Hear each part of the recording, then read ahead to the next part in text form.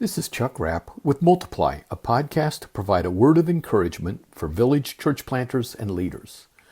This year in these podcasts, I'm focusing upon the one another scriptures found in the New Testament as viewed through the lens of leadership. Today's episode comes from 1 Peter chapter 5, the last portion of verse 5 and all of verse 6. All of you, clothe yourselves with humility toward one another, because God opposes the proud, but shows favor to the humble. Humble yourselves, therefore, under God's mighty hand, that he may lift you up in due time. There is much for us to apply, to put into action in this short passage. Firstly, the Apostle Peter instructs us to clothe yourselves. This is an action step. It is something about which we must be intentional. To clothe implies that we must put on humility. We must wear it like a garment. Good and godly leaders choose to model servant leadership. Secondly, Peter explains why this is the Lord's desired behavior for us. He opposes the proud. Leaders, if we want God's favor, then we must be humble before him and before others. If we act out of our own ego, if our quote-unquote leadership is motivated by personal gain or fame, this is something God cannot bless.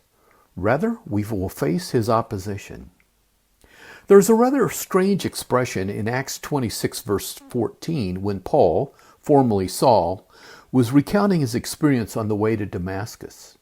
He was told by a voice from heaven, and the text here is in red letters indicating it was Christ Jesus speaking to him. It is hard for you to kick against the goads.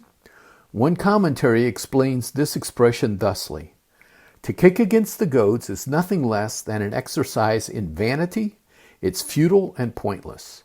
Paul had to learn the hard way that resistance to Jesus was a losing battle. It was hopeless.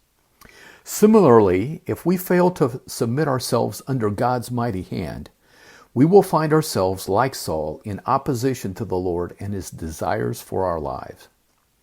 Finally, I really appreciate the way that Peter concludes this passage.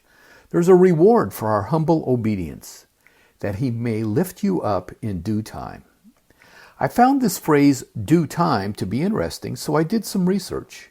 It comes from the Greek word kairo, which is used 86 times in the Bible, and it means fitting season, opportunity, or occasion, the proper time. As we humble ourselves with one another and before the Lord, at just the right time he will lift us up. And we can trust that his timing for that is always perfect. This has been a word of encouragement for village church planters.